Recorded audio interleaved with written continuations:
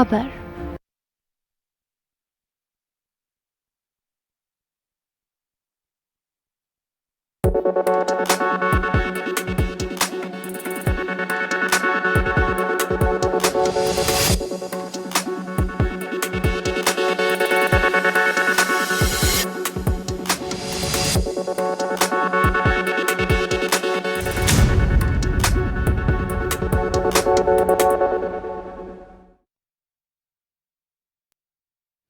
नमस्कार, आप देख रहे हैं जन टीवी और मैं आपके साथ आकांक्षा पारिक। खबरों की शुरुआत से पहले एक नजर हेडलाइंस पर।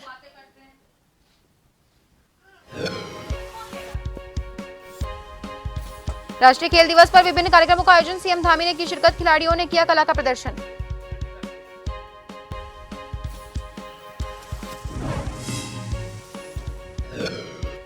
देहरादून में स्वास्थ्य सचिव और राजेश अचानक पहुंचे दून मेडिकल कॉलेज अस्पताल का किया औचक निरीक्षण, मरीजों से की वार्ता, सैकड़ों की संख्या में पहुंचे डेंगू के मरीज।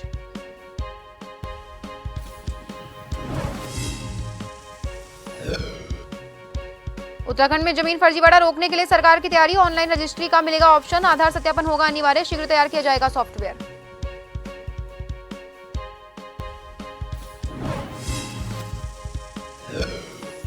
डोईवाला में बिजली कटौती से जूझ रहे लोग, कांग्रेस कार्यकर्ताओं ने ऊर्जा निगम कार्यालय का किया घेराव, उपेक्षा का लगाया आरोप।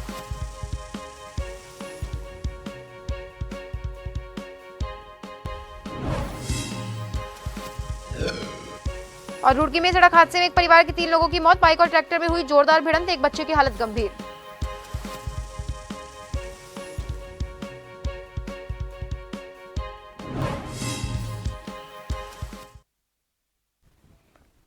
राष्ट्रीय खेल दिवस और मेजर ध्यानचंद के जन्मदिवस के मौके पर उत्तराखंड खेल विभाग द्वारा कार्यक्रम का आयोजन किया गया, जिसमें मुख्यमंत्री पुष्कर सिंह धामी ने शिरकत की।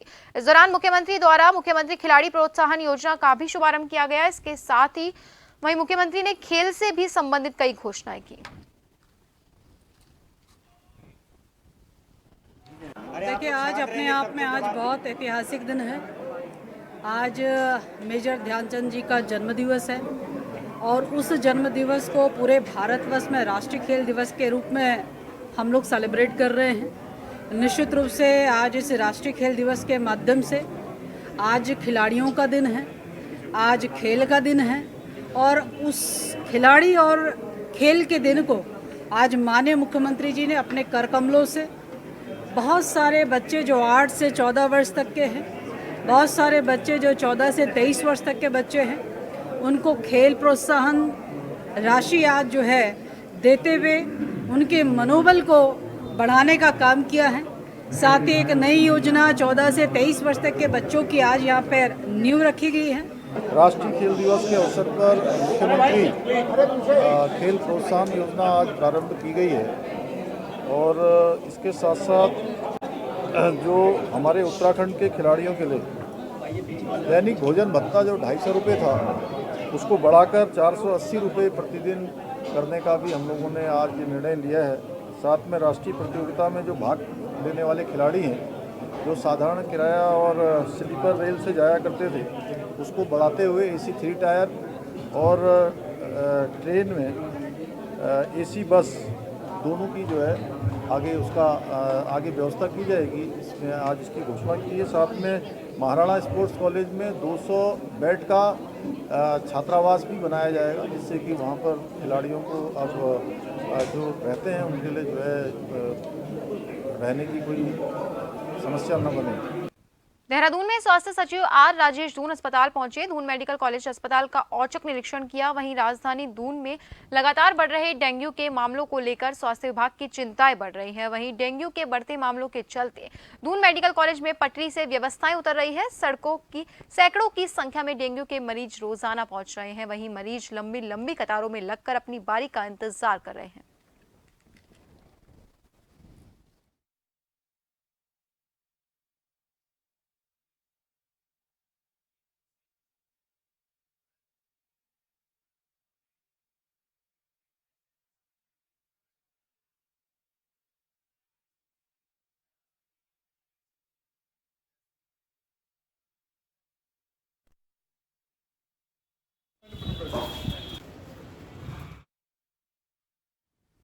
डोईवाला में लगातार बिजली कटौती से जूझ रहे लोगों की समस्या को लेकर परवादून कांग्रेस ने ऊर्जा निगम के कार्यालय लच्छीवाला का घेराव किया। बिजली कटौती को बंद करने की मांग को लेकर क्षेत्र के लोगों के साथ परवादून कांग्रेस ने ऊर्जा निगम के लच्छीवाला कार्यालय में प्रदर्शन कर धरना दिया और जनता की उपेक्षा का आरोप लगाया और कहा कि ऊर्जा प्रदेश में ही लोगों को बिजली नहीं मिल रही। इसके साथ ही कांग्रेस नेताओं ने ऊर्जा निगम को अल्टीमेटम दिया और बड़े आंदोलन की चेतावनी दी।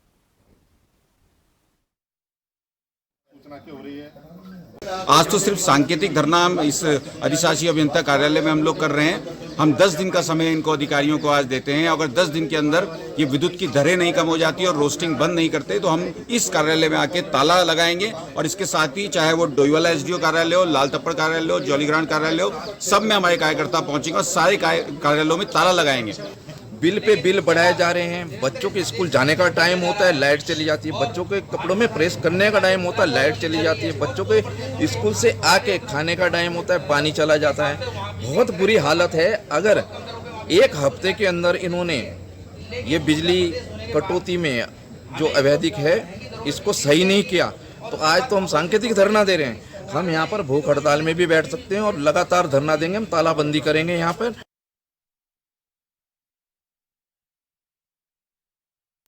रुड़की के एसडीएम कार्यालय के बाहर कार्यकर्ताओं ने प्रदेशाध्यक्ष रमेश जोशी के नेतृत्व में महापंचायत का आयोजन किया, जिसमें बिजली, पानी, सड़क, स्वास्थ्य, शिक्षा की समस्याओं और भ्रष्टाचार को लेकर ज्वाइंट मजिस्ट्रेट कार्यालय का घेराव किया गया। इस दौरान सुराज सेवा दल के प्रदेशाध्यक्ष रमेश जोशी ने कहा कि हरिद्वार में बढ़ते भ्रष्टाचार को लेकर सुराज सेवा दल ने रुड़की तहसील में महापंचायत का आयोजन किया है। उन्होंने कहा कि सुराज सेवा दल लगातार बढ़ रहा है और लोग जुड़ते चले जा रहे हैं। वहीं पीरपुरा ग्राम प्रधान प्रतिनिधि ने भी सुराज से जुड़ते हुए कहा कि उन्हें सुराज सेवा दल के अध्यक्ष रमेश जोशी पर पूरा विश्वास है कि वो सभी गरीबों और मजलूमों के साथ इंसाफ दिलाने का काम करेंगे।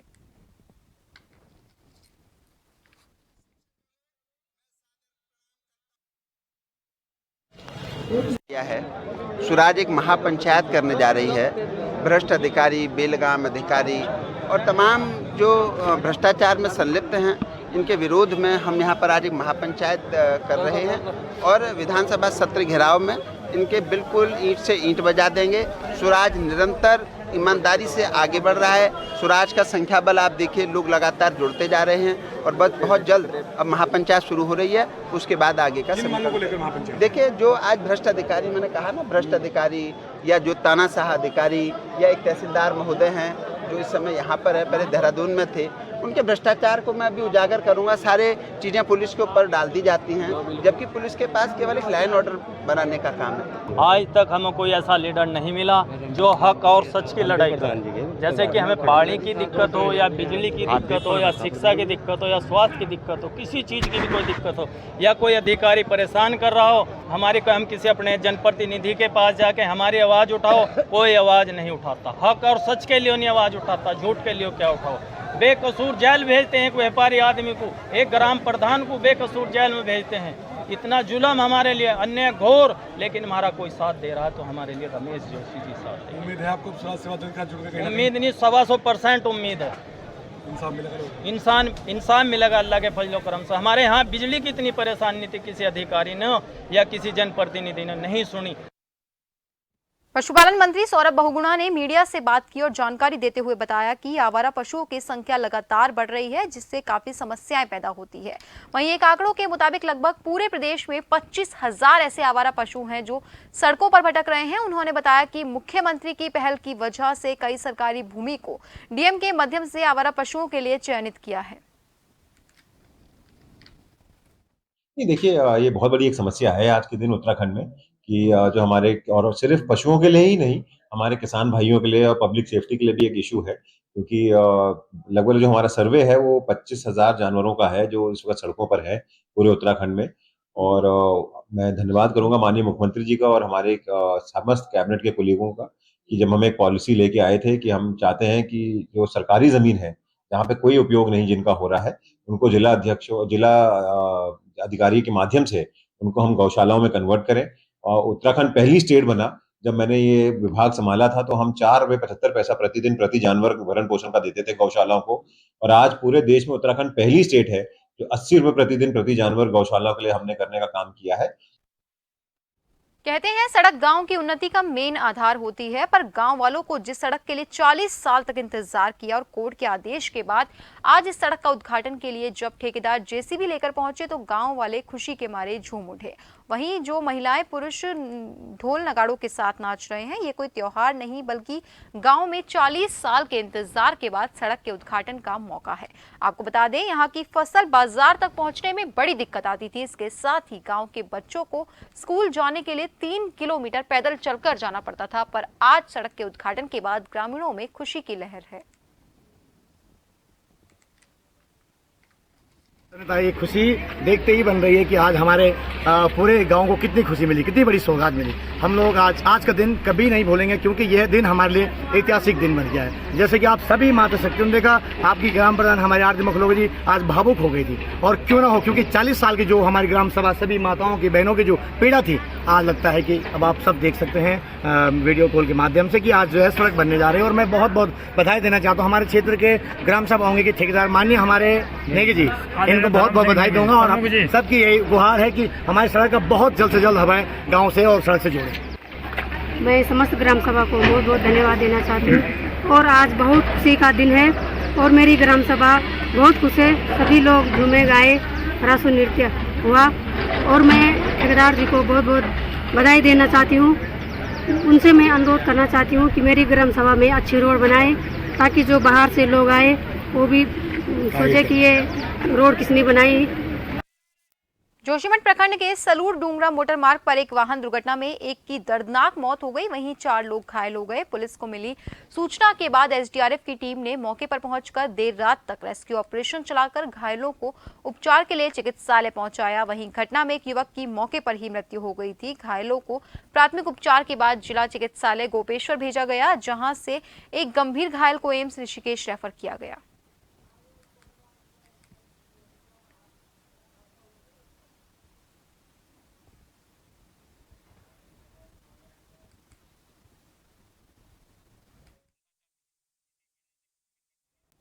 और वहीं इस खबर की ज्यादा जानकारी के लिए हमारे साथ हमारे संवाददाता नवीन भंडारी सीधा हमसे फोन लाइन पर जुड़ चुके हैं। नवीन, ये जो एक्सीडेंट हुआ है जिसमें एक व्यक्ति की दर्दनाक मौत हो गई जबकि 4 लोग घायल हो गए, वहीं देर रात रेस्क्यू ऑपरेशन चलाकर घायलों को चिकित्सालय पहुंचाया गया, ऐसे में आपसे जानना चाहेंगे कि क्या कुछ ज्यादा अपडेट है इस मामले में, साथ ही घायलों की तबीयत के बारे में भी आपसे जानना चाहेंगे।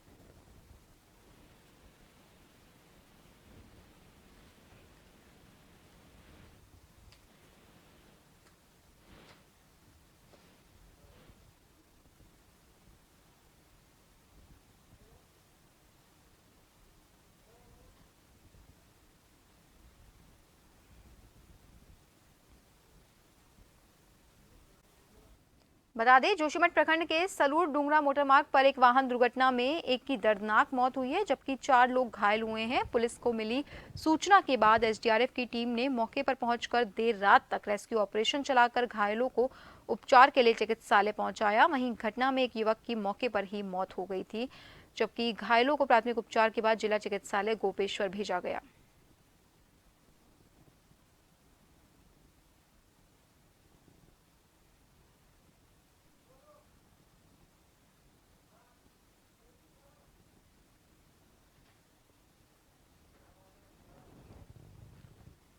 तो इस खबर की ज्यादा जानकारी के लिए हमारे साथ एक बार फिर से हमारे संवाददाता नवीन भंडारी सीधा हमसे फोन लाइन पर जोशीमठ से जुड़ चुके हैं। नवीन, मोटर मार्ग पर यह हादसा हुआ जिसमें दुर्घटना में एक व्यक्ति की मौत हो गई जबकि 4 लोग घायल हुए हैं, वहीं एसडीआरएफ की टीम को बुलाया गया और घायलों का रेस्क्यू किया गया। ऐसे में आपसे जानना चाहेंगे कि क्या कुछ बड़ी वजह रही इस हादसे की, इसके साथ ही घायलों की तबीयत के बारे में भी आपसे जानकारी लेना चाहेंगे।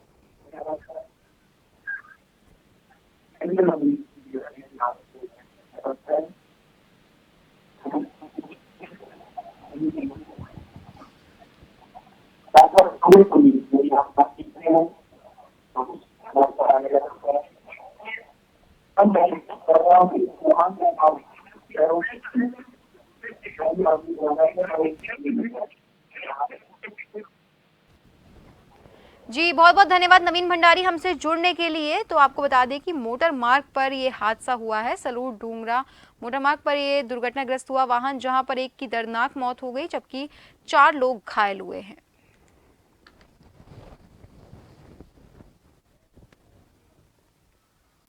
और फिलहाल के लिए खबरों में रुकेंगे एक छोटे से ब्रेक के लिए। जल्द हाजिर होंगे, बने रहिए जन टीवी के साथ।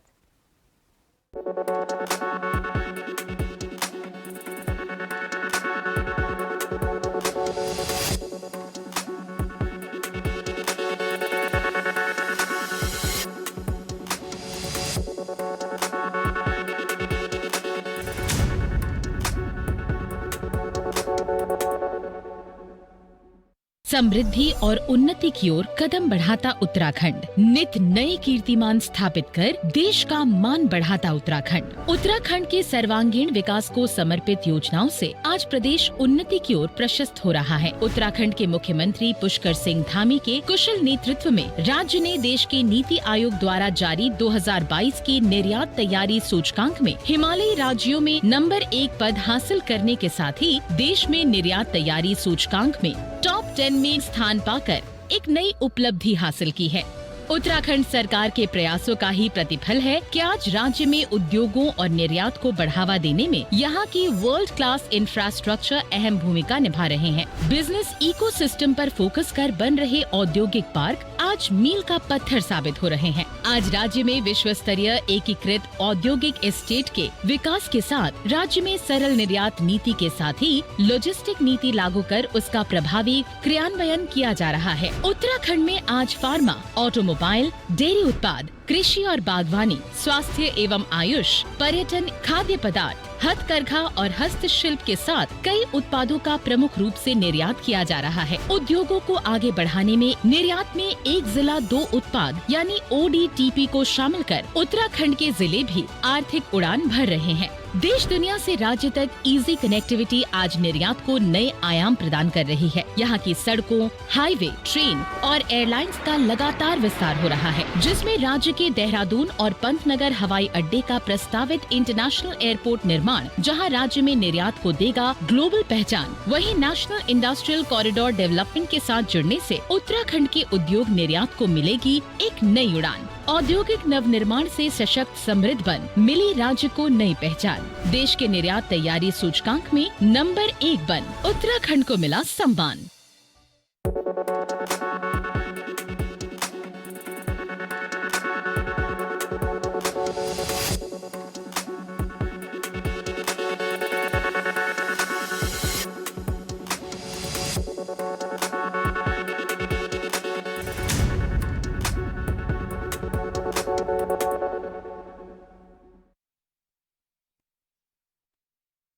ब्रेक के बाद एक बार फिर से आप सभी का स्वागत है। बढ़ते हैं अगली खबर की ओर। रुड़की के झबरेड़ा थाना क्षेत्र में मोटरसाइकिल और ट्रैक्टर की जोरदार भिड़ंत हो गई। वहीं सड़क हादसे में बाइक सवार पति पत्नी और उनके एक बच्चे की मौत हो गई है। मृतक परिवार किशनपुर जमालपुर का रहने वाला बताया जा रहा है, जो झबरेड़ा क्षेत्र में एक रिश्तेदारी में गए हुए थे। किशनपुर जमालपुर के ग्राम प्रधान प्रतिनिधि मोहम्मद तहसीन ने बताया कि उनके गाँव के रहने वाले पति पत्नी अपने 2 बच्चों के साथ झबरेड़ा थाना क्षेत्र में रिश्तेदारी में गए हुए थे। लौटते समय हादसा हुआ, जिसके बाद पति पत्नी और एक बच्चे की मौत हुई और चौथी बच्ची की हालत भी गंभीर बनी हुई है। ट्रैक्टर को कब्जे में ले लिया गया है और चालक मौके से फरार है, जिसकी तलाश जारी है।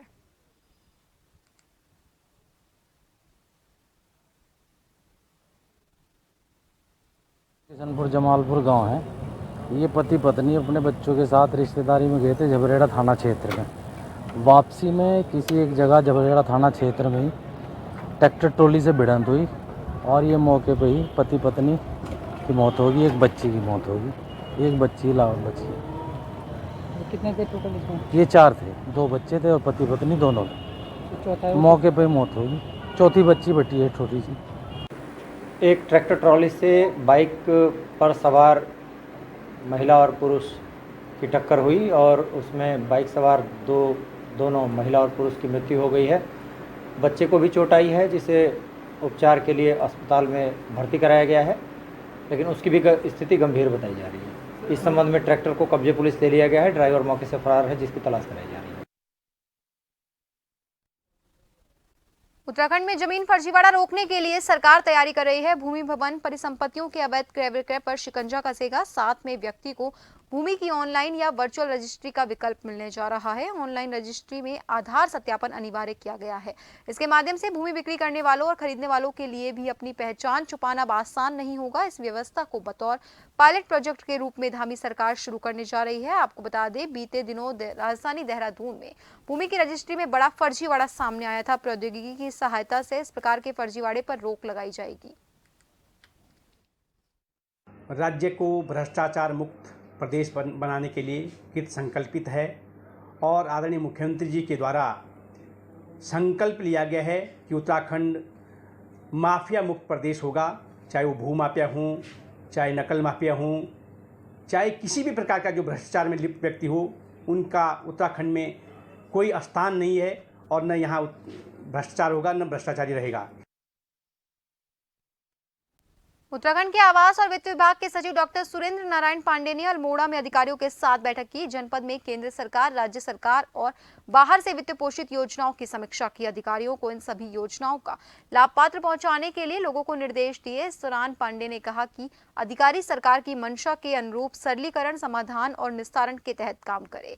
विभागीय अधिकारी योजनाओं के क्रियान्वयन में प्रतियोगिता की तरह कार्य करे। इस दौरान उन्होंने कहा कि केंद्र पोषित योजनाओं को शासन स्तर से समन्वय बनाते हुए गति दी जाए।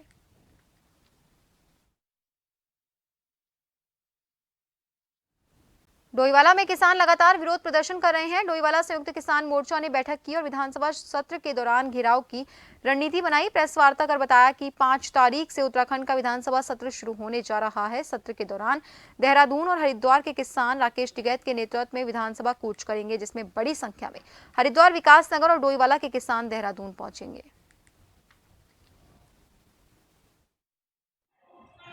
हमारे मेन 2 मुद्दे हैं। एक, हमारी भूमि का जो अधिग्रहण, तरह तरह के जो नाम दिए जा रहे हैं, smart city, township, arrow city, उसके तहत अभी तक कोई ठोस जवाब ना हमारे पास आया है।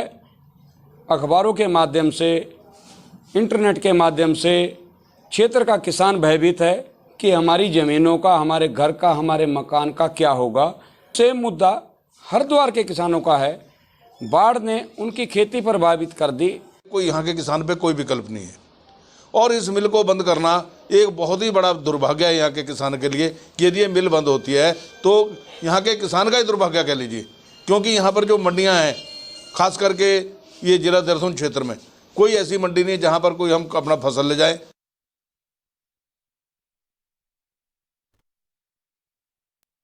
पिथौरागढ़ जनपद में गौवंशीय पशुओं में लंपी बीमारी फैली है। भौगोलिक परिस्थितियों की वजह से कई क्षेत्रों में पहुंचना आसान नहीं होता। वहीं विभाग चिकित्सकों और पशुधन अधिकारियों के तमाम रिक्त पदों के चलते लंपी बीमारी को रोकने में असफल साबित हो रहे हैं। 31 चिकित्सकों के पदों के सापेक्ष 15 चिकित्सक मौजूद हैं। वहीं पशुधन प्रसार भारती के 85 पदों के सापेक्ष 21 पदों पर ही पशुधन प्रसार अधिकारी मौजूद हैं। ऐसे में कैसे लंपी बीमारी से निपटे पशुपालन विभाग?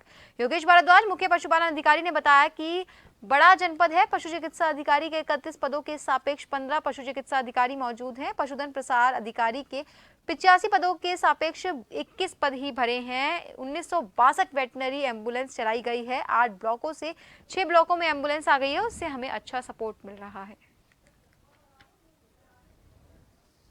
ये बड़ा जनपद है। हमारे पूरे जनपद में 31 जो है पशु चिकित्सालय है यहाँ पे, और उसी के सापेक्ष 31 पद हमारे डॉक्टर्स के हैं और 31 के सापेक्ष हमारे पास 15 ही पशु चिकित्सा अधिकारी यहाँ पर अभी मौजूद हैं। उसके अलावा पशुधन प्रसार अधिकारी का 1 पद है, तो हमारे पास करीब 85 पद हैं पशुधन प्रसार अधिकारियों के। उसके सापेक्ष हमारे पास 21 पद ही अभी यहाँ पर भरे हुए हैं, तो करीबन 80 या 84 पद हमारे अभी रिक्त चल रहे हैं।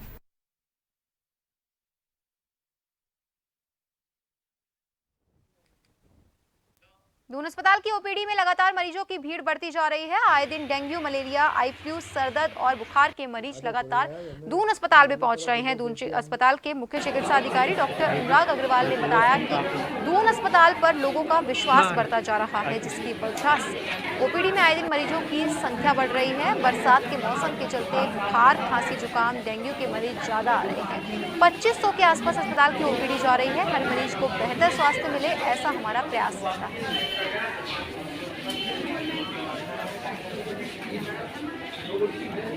ये दून अस्पताल में एक विश्वास और हमारी सुविधाओं के चलते ये इस तरह की ओपीडी बढ़ती जा रही है, लेकिन बारिश के महीने में हमेशा इस तरह के बुखार, जिसमें डेंगू है, टाइफाइड है, इवन मलेरिया, ये सबका काफ़ी प्रकोप रहता है।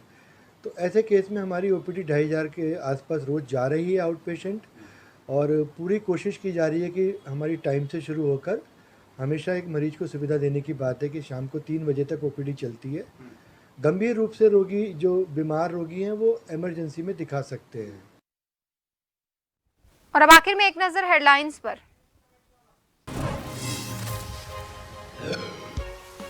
राष्ट्रीय खेल दिवस पर विभिन्न कार्यक्रमों का आयोजन, सीएम धामी ने की शिरकत, खिलाड़ियों ने किया कला का प्रदर्शन।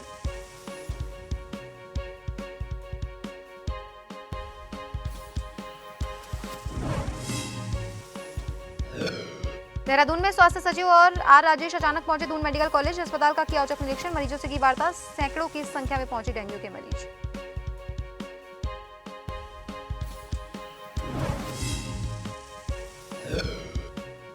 उत्तराखंड में जमीन फर्जीवाड़ा रोकने के लिए सरकार की तैयारी, ऑनलाइन रजिस्ट्री का मिलेगा ऑप्शन, आधार सत्यापन होगा अनिवार्य, शीघ्र तैयार किया जाएगा सॉफ्टवेयर।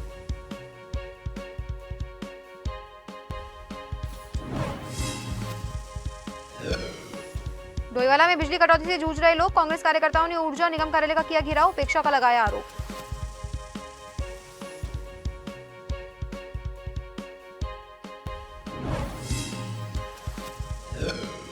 और रुड़की में सड़क हादसे में एक परिवार के 3 लोगों की मौत, बाइक और ट्रैक्टर में हुई जोरदार भिड़ंत, एक बच्चे की हालत गंभीर।